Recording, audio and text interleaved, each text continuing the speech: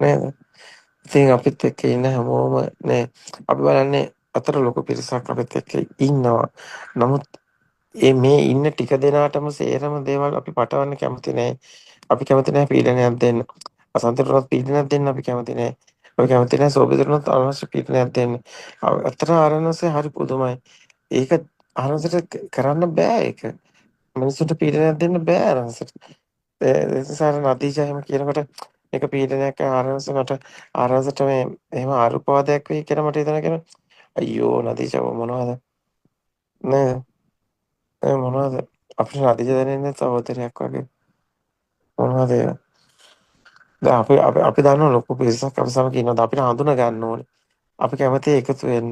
අපි කැමති තව මේක තව ප්‍රසාරණය වෙන්න ඕනේ. තව පිරිස එකතු වෙන්න ඕනේ. අපි කැමති සේරමත් එක්ක එකතු වෙලා තවත් මේ පිරිස බෙදෙන්න ඕනේ. ඒ කියන්නේ තවත් මේ කටයුතු බෙදලා දෙන්න ඕනේ.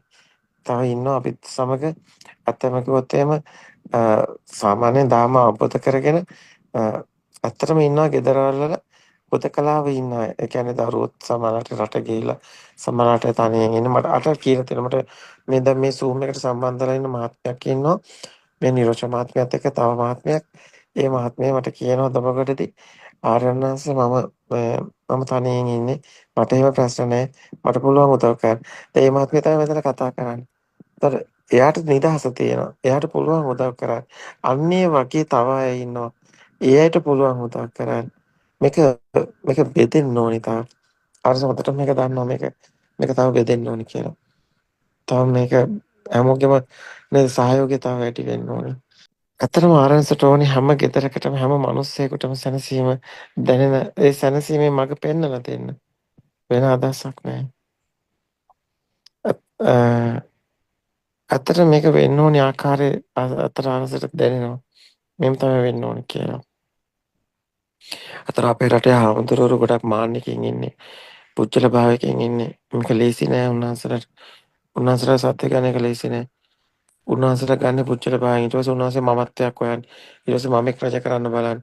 එහෙම මමෙක් රජ කරන මමත්වයෙන් ඉන්න මානසිකත්වයකට මේ දාම ගන්න එක ලේසි නෑ. අපේ ස්වාමීන් වහන්සේලා ඒක නිසා පොඩක් පස්සට ගිහිල්ලා ඉන්නේ. උන්වහන්සේලා පොට ගනිමි. ඉතින් උන්වහන්සේලා මේ යුගයේ අපිට අනවශ්‍ය පීඩනයක් දෙන්න අවශ්‍ය නැහැ කාටවත්. අපේ ස්වාමීන් වහන්සේලාට උන ඒක පුළුවන් විදිහට එහෙම ගියාවේ කමක් නැහැ. පුළුවන් විදිහට ගත්තා. අපි උන්වහන්සේට වද දෙන්න ඕනේ නැහැ. අපි නිකන් අනවශ්‍ය පීඩනයක් දෙන්න ඕනෙත් නැහැ. සමාජයේ වුණාට මිනිස්සු පව්. අපි මිනිස්සුන්ට ඒක යොමු කරන්න. දැන් අපේ මාධ්‍ය ආයතන වල අපි එකපාරට මාධ්‍ය ආයතනට මේක කිව්වොත් මේ සමාජයට දරා ගන්න බෑ. කොහොම දරා ගන්නද? කර්ම භූමියට ගැට ගහගෙන ලෝකේ ඇත්ත කරගෙන මේ නිගණ්ඨ ශාසනයක් අදාගෙන ඉන්නේ. දැන් මේක එකපාරට පුළුවන් ද සැබෑ බෞද්ධයෙක් වෙන්න මේක මාධ්‍ය ආයතනයක කිව්වොත් කොයිතරම් ගැටීමකට එනවද? ඇයි අපේ ස්වාමීන් වහන්සේලා මේක දරා ගන්න බැරි වෙනවනේ. එතකොට නිකන් අපි මාධ්‍ය ආයතනයක මේක කිව්වොත් එහෙම අතරම කිව්වොත් ලොකු ගස්ඨනයක් මේ සමාජය තුළ සිද්ධ වෙනවා. මේක දරා ගන්න බෑ. අනිවාර්යයෙන්ම ආරණ්‍යවාසයට මේ ධර්මයට ආරණ්‍යවාසයට නෙමෙයි පුජ්‍යලයකට නෙමෙයි ආරණ්‍යවාසය දරාගෙන ඉන්නේ සත්‍ය ධර්මයක්. ඒ ධර්මයට විශාල අගතියක් වෙනවා මාධ්‍ය ආයතනයකට මේක කියලා අපේ ස්වාමීන් වහන්සේලා මේකට අනවශ්‍ය විදියට පීඩනයක් දෙනකොට. මේක අනවශ්‍ය විදිහට මේක නිකන් විනාශ කරන්න දකලවට ඒ සත්‍ය ධර්මයේ විනාශ කරන්න පුජ්‍යලයක් නෙමෙයි ආරණසට ඕන දෙයක් වුණා. නමුත් මේ ධර්මයේ අපරාධයක්. ඒක රැකෙන්න ඕනේ. ඒක නිසා මාධ්‍යයට දාලා එකපාරටම රාජ්‍ය මාධ්‍ය අතර මේක දාලා මේ සමාජ ගැටීමකට ලක් කරන්න අපි කැමති නැහැ. අපිට ඕනේ සමාජයේ සංසුන් සමාජයක් තියෙන්න ඕනේ. ඒක ටික ටික සමාජ පරිවර්තනය වෙන්නේ. දැනෙන කෙනායි පරිවර්තනය වෙන්නේ. මේක එකපාර යූටර්න් එකක් ගහුවොත් බස් එක අනිත් පැත්තට පෙරලෙනවා වගේ මේ සමාජයට ගන්න බෑ මේක. නමුත් මේ තමයි සත්‍යය. ඒ සත්‍ය එකපාරට සමාජයට ගන්න බෑ. දහම් පාසල් සිලබස් එහෙම වෙනස් වෙන්න ඕනේ. පාසල් සිලබස් වෙනස් වෙන්න ඕනේ. අතට මේකේ උගන්වන්නේ කර්ම භූමියක් ලෝකයේ ඇත්ත කරගෙන. නමුත් හේතුඵල ධමයක් දන්නේ නැහැ. මේ තියෙන සැනසීම මිනිස්යාට ඒ පංචශීලයේ අටශීලයේ දසශීලයේ ආර්ය උපෝසථ සීලය හොඳටම රැකෙන්නේ මේ සත්‍ය දැක්කොත්. නමුත් මේක සමාජගත මේක ලේසි නෑ මේක ගන්න බෑ සමාජයට. මොකද මේ සමාජය සම්පූර්ණයෙන්ම වැරදිට ගිහින් තියෙන්නේ කාලයක් තිස්සේ. මේක දෘෂ්ටිගත සමාජයක් බවට පත් වෙලා. ඉතින් මේක බෞද්ධෙක් වෙන හැටිවත් මේ සමාජය දන්නේ නැහැ. තෙරුවන් සරණ යන හැටිවත් දන්නේ නැහැ. දන්නේ නැහැ මේ නිවන් මඟ මොකක්ද කියලා. සමාජය නන්නත්තරයි. බෞද්ධ සමාජය නන්නත්තරයි. මේක අපි දකින එක රටවලට ගියාම ඒ රටවලත් එහෙමයි. මේ යුගයේ ලේසි නෑ.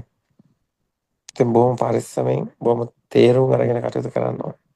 මිනිස්සුත් එක්ක ගැටෙන්න නෙමෙයි. මිනිස්සුත් එක්ක රණ්ඩු කරන්න නෙමෙයි. බැන ගන්න යන්න එපා.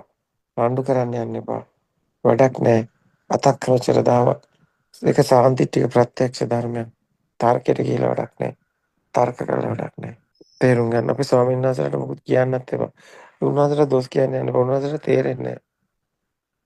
උන්වහන්සේලා පිරිවෙන් අදාගෙන විභාග පස්සේ දිව්වට උන්වහන්සේලා කෙලස් තවනමක දන්නේ නැහැ. මේ ඇත්ත කියන්නේ. උන්වහන්සේලා අසරණයි. කාටවත් දොස් කියලා වැඩක් නැහැ. අපිට තියෙන මිනිස්සුන්ට ධර්මය දෙන්න විතරයි. පහළම බේස් එක බිම් මට්ටම. ඒ කියන්නේ අහිංසක අසරණ අපේ ගෙවල් දොරවල් වලින් අම්මලා තාත්තලා. අපි හැම ගෙදරකටම මේ ධර්ම දෙන්න ඕනේ. ඒ බිම් මට්ටමින් පරිවර්තනය වෙන්න ඕනේ. ඊට පස්සේ ටිකෙන් ටික ඉහළට අපි ස්වාමීන් වහන්සේලාට මේක ලේසි නෑ.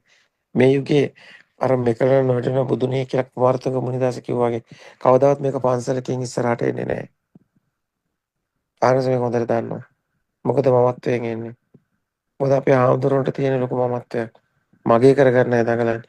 ආරස දේශනා කරන මේ අභිඥා දේශනා මගේ කරගන්න දඟලන අපේ ආමතුරු කොච්චර ඉන්නවද ලංකාවේ. මේක ඇහෙන ආමතුරු හදන්නේ මගේ කරගන්න. මගේ කරගන්න තා පුජ්‍යලයක් හදන්න නෙමෙයි අපේ ආමතුරුනේ ඕනි. මිනිස්සුන්ට පිට වෙන්න. ඒක පිස්සුවක්. තණ්හාවෙන් උමතුවෙන් මගේ කරගන්න දඟලන පිස්සුව පැත්තකින් තියලා මිනිස්සුන්ට පිට වෙන්න ඕනේ කියලා හිතනවා නම් කොච්චර වටිනවද? එහෙනම් කොච්චර සමගිද? එහෙනම් කොච්චර මේ බුද්ධත්ව දේශනා අහන්න කියලා කියයිද? ඒක තුළ විශාල පිවිදීමක් වෙනවා. ඒක මගේ කරගන්නත් බෑ. ඇයි ඒ? ආමුදුරු ගැට ගැලෙන සමත භාවනාවට. සමත භාවනාව දාලා මේක විනාශ කරන්න බෑ. මේ විදර්ශනා කියන්නේ සමතේ නෙමෙයි.